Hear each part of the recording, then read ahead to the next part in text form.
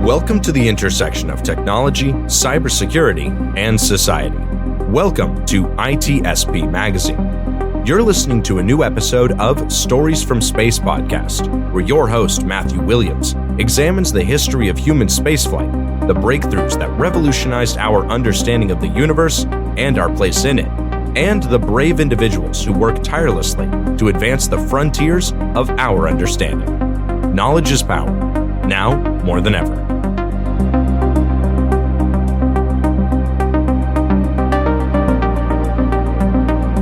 Hello all, and welcome back to Stories from Space. I am your host, Matt Williams, and with me today is somebody very special, Joan Marie, also known as your female engineer on social media. She is a NASA spaceflight engineer and definitely something of an influencer. In fact, an advocate for STEMs and women in the STEMs. Say hello to Joan Marie. Joan, how you doing? Hello, thank you so much for having me today. I'm really excited to talk to you. Oh, thank you. Me too. And yes, this was well, you're obviously very busy, so this was a long time in the making, but you work for NASA, so no one will complain. Yes. Yeah. And as I'm sure I'm said before, it's not like what you're doing there is more important than this, right? Of course I think it's equally important, right? You have to launch rockets, but then you also have to do the outreach side as well. So I would say it's equally important. Well, you have a foot in both worlds, don't you? So obviously, my first question is going to be, what was the path that brought you to where you are today, where you are both working in space exploration, space flight, and in advocacy for these very things? How did it all start? Yeah, it's a weird story, to be honest. I'm kind of all over the place. When I was little, I looked up at the stars, and I was a geek for space, for all things science and engineering. And, that's where my passion grew. So during Christmas, I'd ask my parents for, a Barbie, but then also a telescope and a microscope so I can look at the science, be a scientist when I was little. But then when I was growing up, I wanted to kind of pivot a little bit within the STEM field. I wanted to become a doctor so I could help people. But that dream came crashing down, literally, because I volunteered at an emergency room, saw a whole bunch of blood and needles, and passed out on the floor, hit my head. And that's when I was like, okay, well, I can't be a doctor. I was lucky enough, and I lived on the Space Coast, so I was always able to go to the Kennedy Space Center, watch the rockets from my backyard, go on field trips. So, I always wanted to have a place in space, whether it was going to be a medical doctor or some form of working in the space industry. So, I went to school, got my degrees in chemical engineering, chemistry, and then eventually a master's in systems engineering. I first started working with the Department of Defense, specifically the Navy, as a civilian engineer. I worked on Navy jets and Navy engines. So if anyone is familiar with the F-18 fighter jets, those are my baby. I worked on those jets since I graduated college. But eventually I knew I wanted to move over to the space industry. So after about 8 years in aviation, I got a lot of good experience there. I started moving over to the space industry. And I first started at Blue Origin, working on the New Glenn orbital rocket, as well as a New Shepard suborbital rocket, which they just launched one yesterday. And so, from there, I moved over to NASA, and now I work on scientific missions that go to space. So, it was kind of a up and down, path to NASA. But, at the end of the day, I worked really hard to get to where I am. I had a lot of people in my corner in which, I had professors, I had NASA engineers that I met and I networked, and I got advice from them. I applied to NASA 13 times. I got rejected those 13 times. And it wasn't until the 14th time that I got accepted and got a job. So, part of my advocacy on my personal life for advocating for STEM careers and people in STEM is just that, is I want to humanize the STEM profession. Because when I think of scientists and engineers, especially ones that work at NASA, I always thought that they were 4.0 students. You had to be completely brilliant to work there. And while we do have, very brilliant individuals, not everybody had that 4.0 GPA. So I like to talk about the struggles that I had when I was in college, and even the struggles landing me to my dream job. And in order to do that, I'm utilizing social media to showcase what I do, how I got there, and hopefully being able to open the door to those that are dreaming of becoming an engineer for NASA or an engineer in aviation or anywhere in the world or any kind of industry. So that's what I try to do on social media, is just being able to just talk and get people excited about it.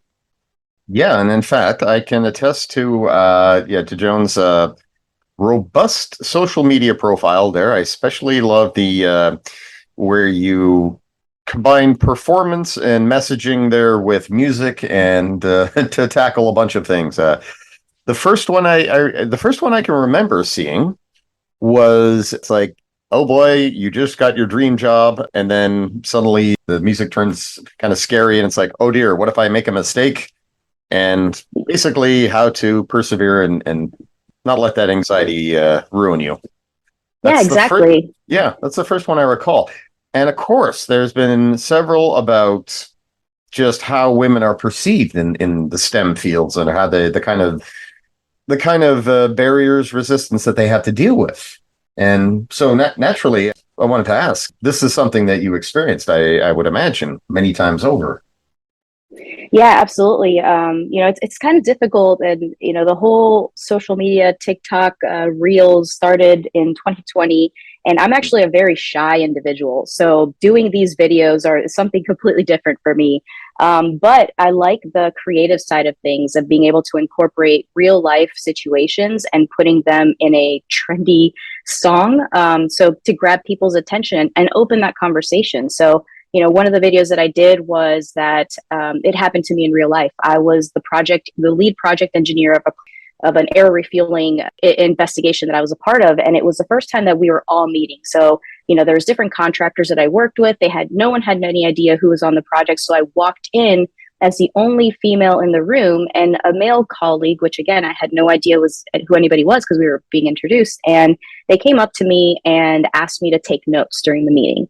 And so those are small microaggressions that women have to deal with. And it's just like, why are you asking me? I mean, I know the answer, but you tell me why you're asking me. In those situations, I told them how I dealt with this. I just said, hey, I'm going to be busy. Sorry, I won't be able to take notes. And I walked to the front of the room and I introduced myself as the lead engineer for the project. So, there's ways to go about it, but having those open and honest conversations now will get women, ready to tackle those if they ever get those in their male dominated careers. But at the same time, open that conversation to male colleagues so they understand that that may not mean something to them, but for women it's something that they deal with on a day-to-day basis. So incorporating these very heavy topics into a trendy video is hard, but at the same time I love doing it because, again, you're sharing your experiences, so when other women deal with that, they know that, oh wow, Joan dealt with this, or Susie dealt with this, I'm not the only one. So it kind of gives us a sense of camaraderie, in a sense of, you're not alone. And that's what I want to do with those videos, is I want to have those conversations, but also have that,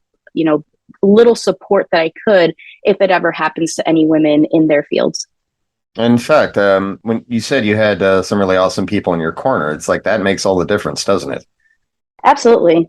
Yeah. They're not only there to lend their expertise, but in fact, some of these people were people who dealt with the same struggles, and they are like, so yes, I know firsthand what you're going through, and it's okay.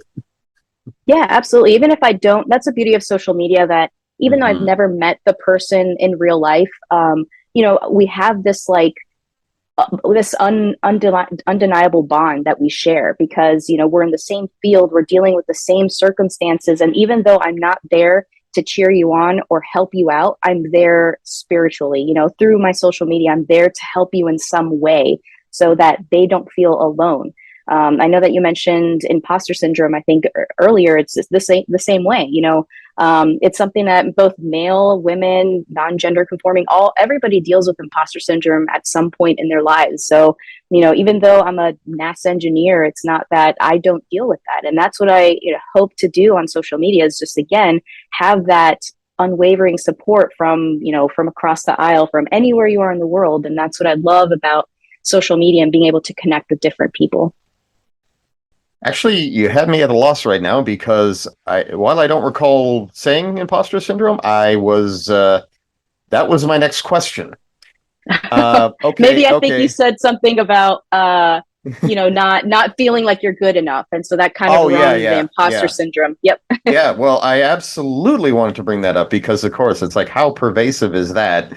And yeah, I know exactly what that's like because all the time there. But what really helped me was hearing from people that I consider far more qualified, describing experiences that were far more harrowing. And I thought, wow, a reminder. I'm very fortunate to be where I am, and the fact that I will also wrestle with feelings that I don't deserve this or I'm not good enough for this. That's normal.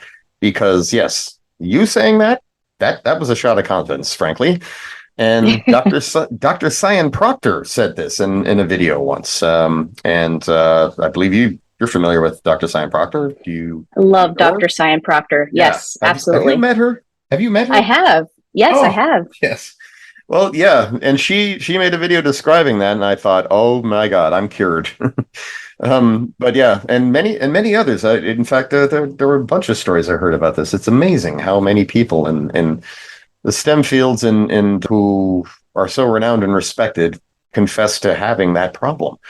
Anyway, Um, no, let's get absolutely. I think yeah, I was going to say, I think it's just human nature because, yes, social media has the ups, but then it also has the downs, and the downs are really the comparison game. And that's when mm-hmm, you really start really looking at yourself, comparing yourself to people who are your peers or people that you look up to. And so, sometimes that imposter syndrome creeps in any way, shape, and form.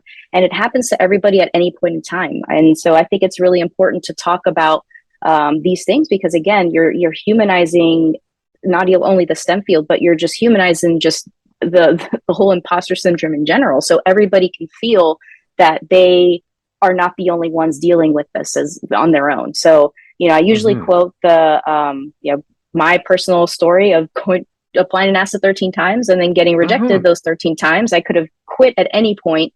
I remember crying in my bed saying I'm not good enough. And then going back to work, leading these projects for the Navy. So, you have to put yourself in perspective, like, wow, like I am good enough. But, it took me 14 times to really realize that, no is not a personal attack on me as a person. No just means not right now, not at this time. And so, taking some of that advice that I'm now sharing with others is something that I would have loved to have when I was going through these, points in my life where they were very low, where I didn't know what I wanted to do because either I failed or I stumbled. So, being able to share that with others, like you said, is, it transforms you. It shows that, people that you admire, people that are your peers, that they go through that exact same thing. You're like, wow, I'm not alone. And so that's what it's the beauty of social media as well. Yeah. Well, yeah, I totally know what you mean. Yes, the downside being there's trollish people, and yeah, social media has the tendency to amplify messages, right? Good or bad.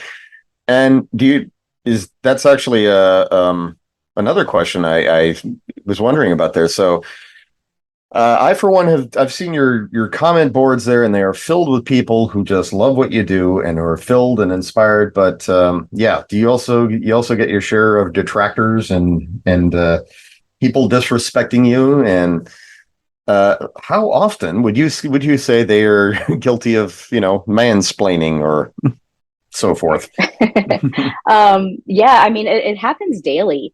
And I think Hmm. it's just because, so like we've talked about, social media is great, but it's also bad. And, Yeah. the bad side is you're always going to have trolls. You're always going to have people either being like a contrarian where they're just going to disagree with you just to disagree with you to, get you to respond and start a conversation and start an argument. So, you Hmm. have those people, but then you also have people who truly believe what they're saying. I mean, a perfect example is today. There was I think Elon Musk was on a podcast with some guy named Kyle. I don't even know who this dude is, but he said a really misogynistic comment about, Elon Musk is going to allow me to smash the first woman on Mars. And so I was like, whoa, hold up. Like, you have a lot of influence, you have a lot of followers, and you're telling young men that the women are just there for your entertainment. And so in my mind, I was like, I tweeted, I was like, look, as a woman in STEM, like I am working and dedicating my life to sending the first woman, first man, the first civilization to Mars, the moon, and beyond. So, I've dedicated my life and I work so hard. For you to belittle that to just a subset of just, male gaze is insane to me. And so, I had someone like actually ask a question, which they truly believe that, well, this is just a joke. And so that's when I had to start explaining, like, well, to you, it's a joke, but ask the many women who are in these fields who listen to these jokes on a daily basis. I remember I was an intern for, an aviation company, and I just had men come up to me and be like, man, if I was only 20 years younger, just comments like that you're just like, I can't believe I didn't say anything back then. I mean, I know I can believe it because I was scared. I was an intern. I wanted to get a full-time job, but the fact that this environment is still going strong is something that we just need to talk about. And so that's why I tweeted about it. That's why, this gentleman was talking to me. It's just a joke. And I was explaining, well, no, it's not. And, this is why, and this is why, and kept arguing with me, telling me that it's just a joke. I should lighten up. I'm part of the woke culture. And I'm like, you don't understand. And that's what I'm here to let you know. Like, I'm just honestly trying to have a conversation. Like, put yourself in, if you have daughters, would you like your daughter to just be an object of affection for, the male gaze or for men, so someone who's dedicated their life to trying to be the first woman on Mars, like that is just so, misogynistic and sexist. So yeah, I deal with that on a daily basis, but, you get to, you learn to tune those out. I take the time to kind of have the conversation, but for those that are known to be trolls, the ones with the zero profile picture and they're just there to start arguments and be a keyboard warrior behind their computers, I just, block is such a perfect thing, because why waste your time on that? But for those who are truly trying to understand, that's the ones that I want to go down that path and take the time to explain, because that's one or two people that maybe at first they thought it was a joke, but they might change their mind and look at it in a different way. So, you just have to pick and choose your battles. I know exactly what you mean about those profiles with the zero pics, and it's like, yep, troll farm. Sounds like someone who's just paid to, or doing it for free, frankly. But there are actual paid operations. Yeah, a bot. Yeah, or a bot. They're just like, they're programmed to. They see this kind of word, a specific response comes out. So that's it. So, God, that's scary. And may I add, the gentleman who would be saying, if I were just 20 years younger, it's like, well, A, sexist, B, ew, creepy. Right. Like, I remember, I think this gentleman, and I'm not ageist at all, but I was probably 23 when I did my first internship, and this gentleman was about ready to retire, and like always would make comments like that, would always like find a way to come to my cube and like, try to touch my shoulder and stuff like that. But, as a young intern, I didn't have the confidence that I do now. And so that's another reason why I love what I do on social media, is that you don't have to deal with that. And there are right ways to address it. But back then I didn't have social media. I didn't really have a lot of, female mentors in that space. And so, I was scared. I wanted a job. Everybody wants a job when they graduate college. So I felt that I had to take that kind of those comments in order for me to get a job there. And so, that's another way that I try to help women on social media, is just like, nope, you do not have to take that at all. Like, this is what you should say. And if you feel confident and, in a very professional way, you don't have to slap the hand. You could just, tell them how uncomfortable you felt with that comment. You don't have to tattletale on anyone. Like, you can have an honest conversation. And so I wish I had that confidence when I was younger. Yeah, it is amazing, really, too. People do complain about woke culture, but I feel it's the same as reactions to a political correctness. It's like, political correctness is about us being sensitive to each other, right? Not right. You can't say this, you can't say that. Wokeness is think about somebody beyond yourself, not you can't do this, you can't do that. But frankly, right, exactly. Yes. As a 44-year-old guy, I'm extremely worried that I would ever come off as being too flirty or whatever with someone, because it's like, yes, you must be terrified.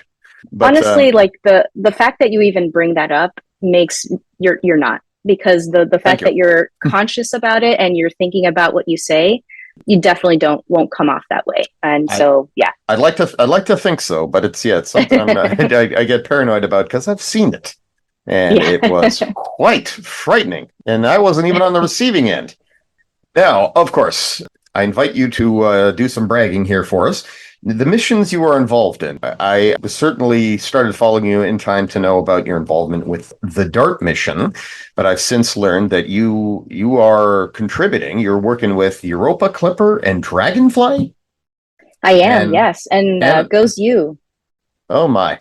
Okay, so let's tackle these one by one here. So the DART mission, this is the Double Asteroid Redirect Test. Yes, thank you. So you're welcome. Yeah, tell us all about that and how you helped make it happen. Yeah, that's a super cool mission that launched November of last year around my birthday, around Thanksgiving, which was fantastic.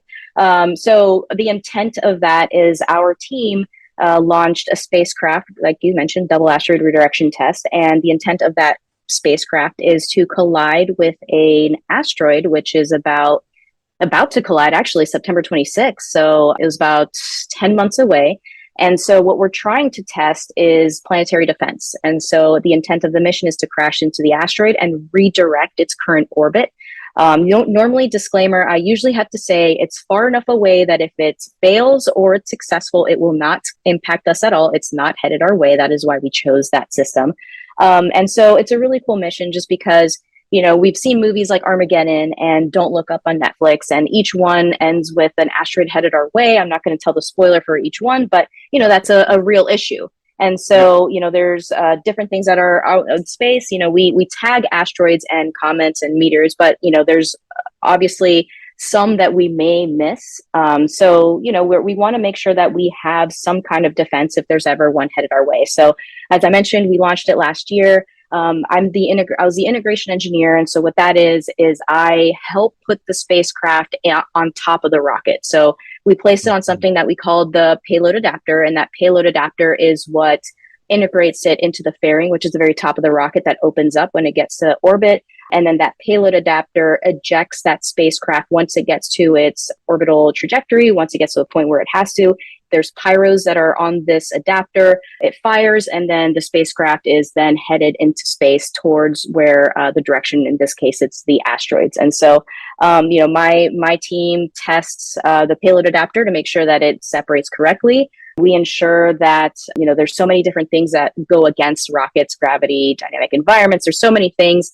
We test to make sure that the payload, which is the spacecraft, survives the launch. And so the best way that I can describe it is, if you're on a roller coaster, I love roller coasters. I'm in Orlando. When you sit on the roller coaster, you want to make sure that you are still in that seat when you get to the end of the roller coaster. And so those are all of the different forces that we're making sure. We want to make sure that that spacecraft stays intact. And so, we test, we calculate, we're at mission control during launch day. We're monitoring the systems. We're making sure that that spacecraft survives. And so, yeah, it's really neat. I love that mission. I'm actually headed up to the Applied Physics Lab, which are the people who built the spacecraft, on September. And we're going to have, quote unquote, I don't know if I can say this, like a crash gathering.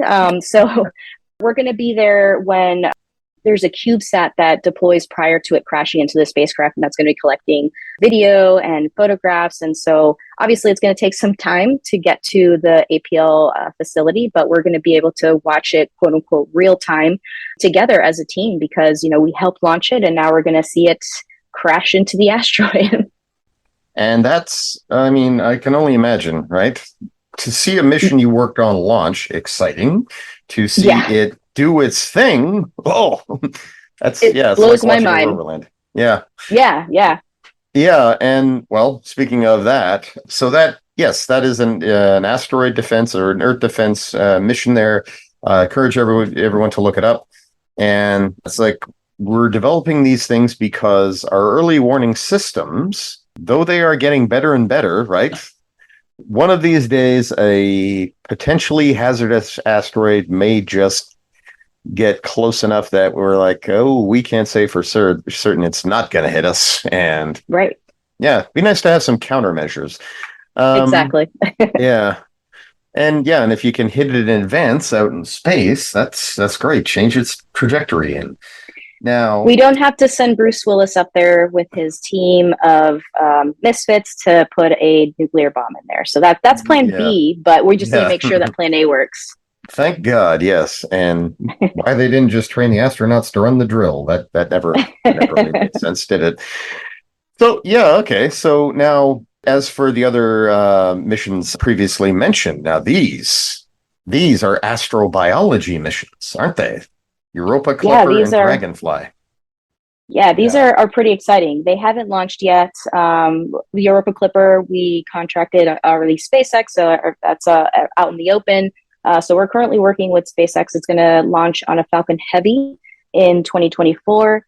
And I'm super excited about that one because Europa, as most of you know, is a moon of Jupiter. And we discovered that there's an icy world behind the layer of Europa. And so we're sending a probe out there to collect data for us to investigate this, icy world beneath Europa, and we're trying to see if it could have conditions enough to host life. And so, this one's a really, really cool mission that we're right now in the process of, doing the calculations. We need to look at flight trajectories. We need to look at so many different factors. And so we're about 2 years away, but the work starts very early, and I'm really excited about that mission. And in terms of what it's going to do, so yeah, it'll orbit Europa, it'll scan the surface, it will look for signs essentially that there might be organic material being spewed up. That's correct, yes? Right. And so, like you mentioned, we're just going to orbit and we're going to do flybys, like very close flybys. Again, we're just trying to see and investigate the liquid water beneath. Mm-hmm. So, we're just trying to see if the evidence that we think is there of the ocean of liquid behind that icy core is true. So, yeah, that one is a really neat mission. And I'm working with the Jet Propulsion Lab. They're the ones that are building the spacecraft. I believe Applied Physics Lab are also building some component of it as well. So yeah, we're working with them, and then also SpaceX, because they're the ones who are going to give us the ride. But yeah, I'm really excited about this one. And as for Dragonfly, it's got what, 4 rotors. It's got landing struts. It's like a helicopter.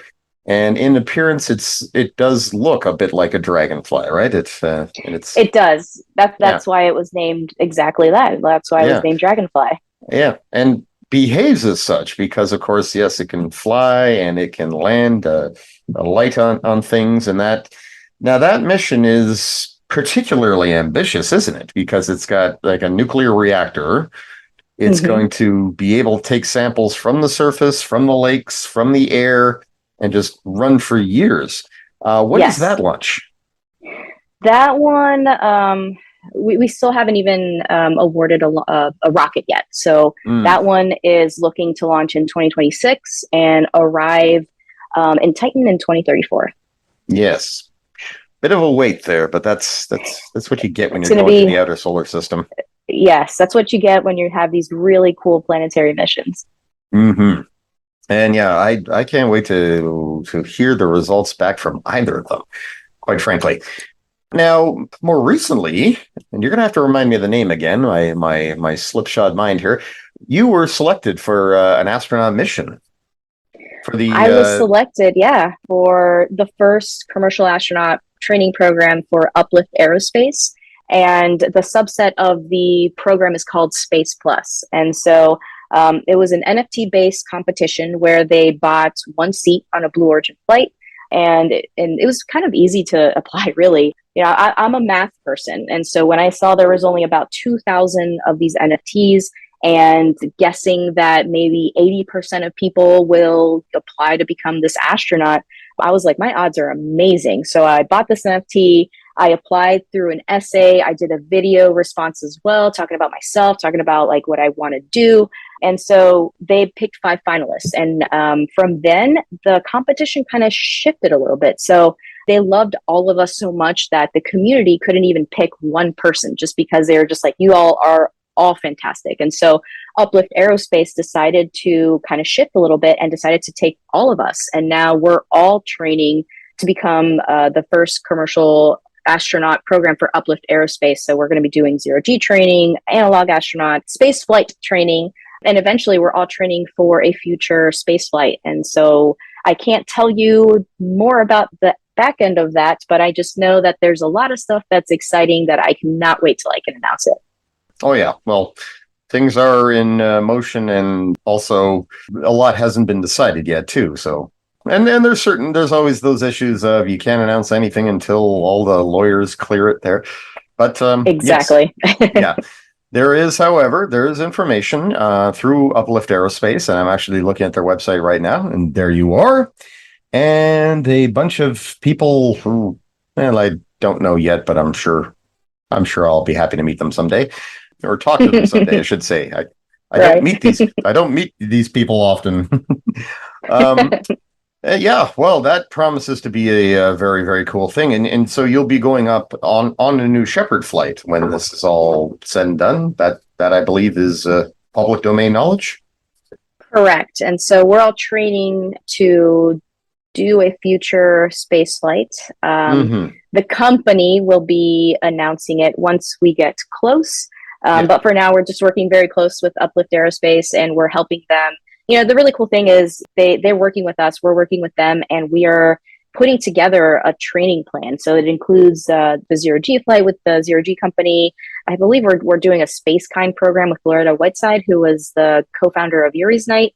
So like there's just so many really cool things down the pipeline, and, you know, sponsorships. We're going to do, you know, we're creating this entire program, and it's going to be, there's going to be 3 pillars to it. There's going to be science and research. There's going to be art, because all of us wholeheartedly believe in STEAM, which is adding that art into STEM, and also the philanthropic portion of the pillar. And so right now we have picked a organization that we are going to be trying to raise money towards that organization, kind of like what Inspiration 4 did with St. Jude's. And so once this specific organization is said and launched to the public, I mean, I'm so excited for this organization because it aligns so well with what we are trying to do, which is open space for everyone. And this specific organization is doing just that. And so I personally can't wait until we announce it. It's going to be such an amazing partnership, and their ambassadors are going to be training with us.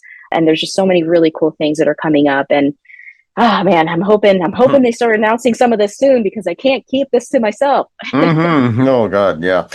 And yeah, I'm glad you mentioned Inspiration 4, because that's the thing, isn't it? It's like we've got all these people who are eminently qualified. Obviously, there's astronaut training needs to happen beforehand for, you know, safety and whatnot.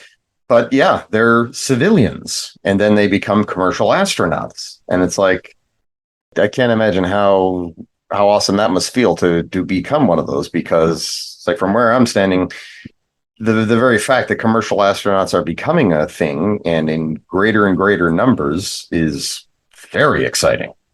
And yeah, absolutely. Yeah. Like, I love this era that we're living in. And I think that, you know, the point of being able to open space for everyone, because I want to become a NASA astronaut, but I know that the odds are really small.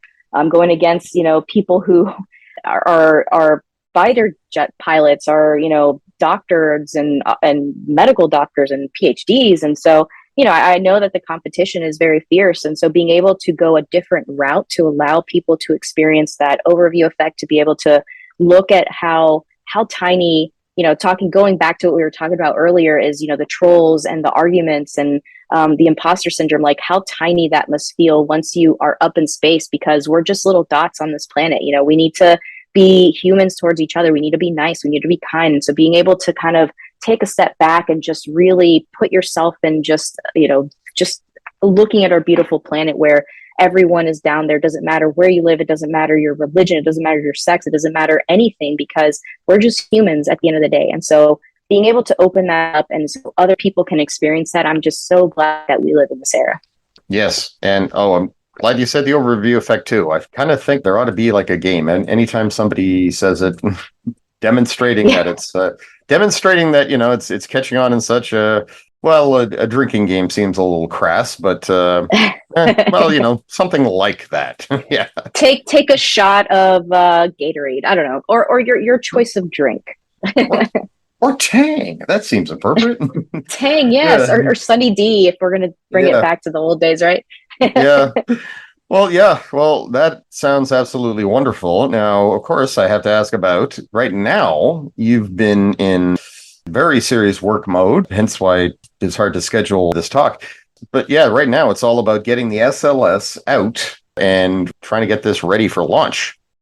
Yes, our team is working around the clock. I personally don't work on the Artemis program, but our launch services program provides support for the communications, for telemetry, collecting that data once it gets to where it's supposed to go. And so we're there for day of launch support. We're there for rollout. We're there for so many different aspects of that mission, and it's really exciting because it kind of opens up the we're going back to the moon. And for me as a space nerd, I wasn't there when we launched Apollo or the Saturn V, and I wasn't there when we landed on the moon, but now I'm going to be in this new era of landing on the moon, and we're sending the first woman to the moon as well. So being able to have a successful Artemis 1 launch, which is the SLS, is just super exciting for me because, again, it's just opening up a new era of exploration and hopefully getting more people excited about just going back to the moon, about building Gateway, building,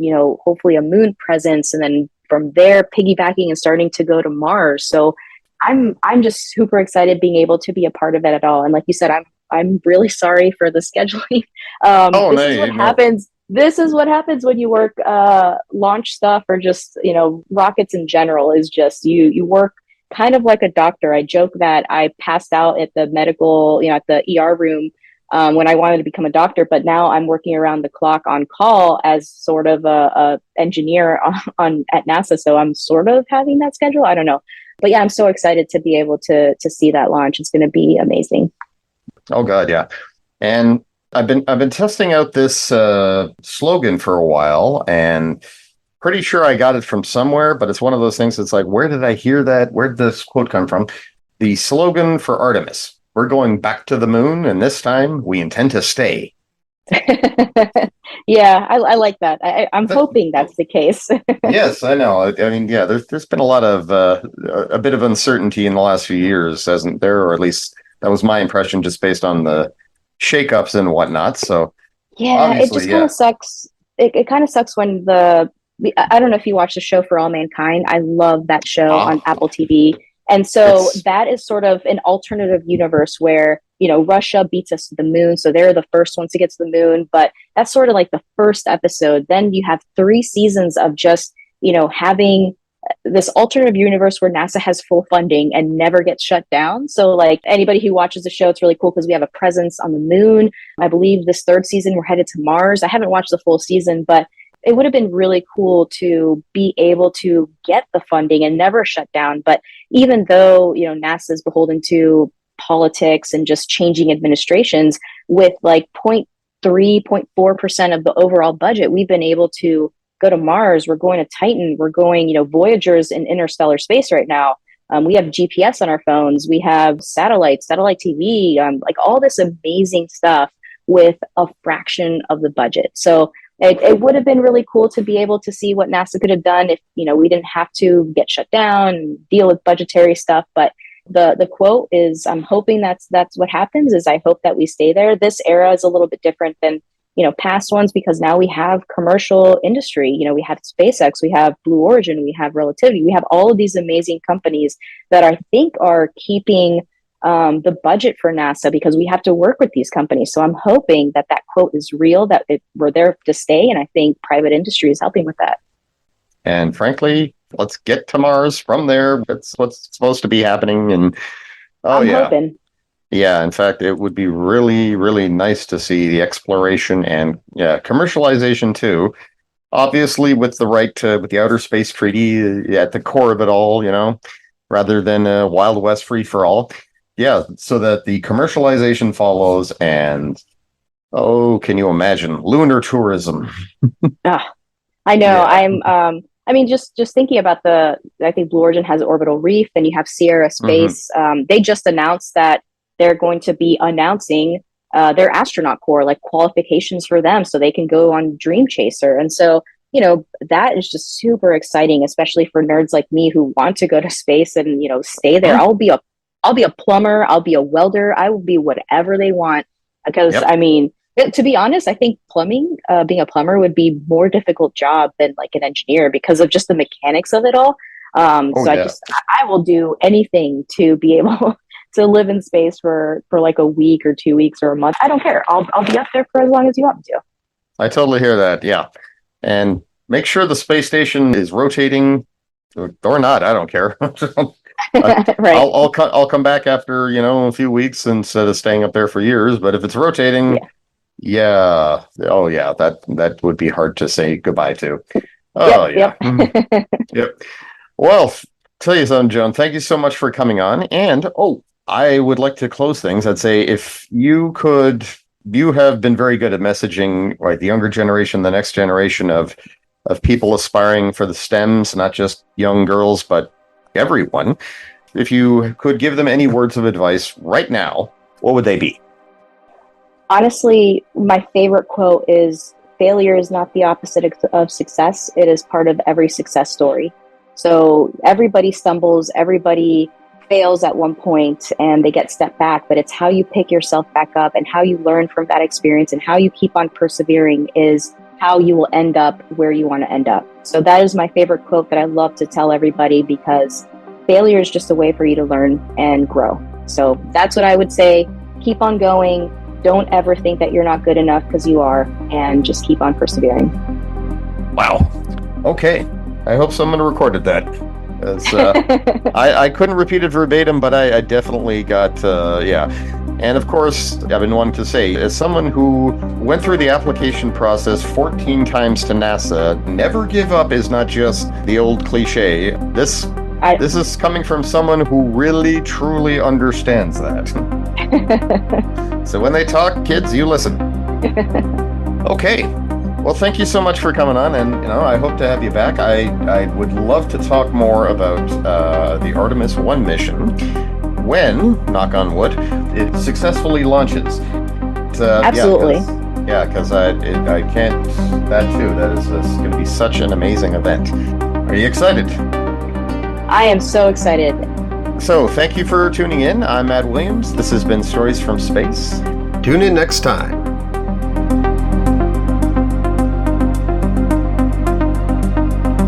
We hope you enjoyed this episode of Stories from Space podcast with Matthew Williams. If you learned something new and this podcast made you think, then share itspmagazine.com with your friends, family, and colleagues. If you represent a company and wish to associate your brand with our conversations, sponsor one or more of our podcast channels. We hope you will come back for more stories and follow us on our journey. You can always find us at the intersection of technology, cybersecurity, and society.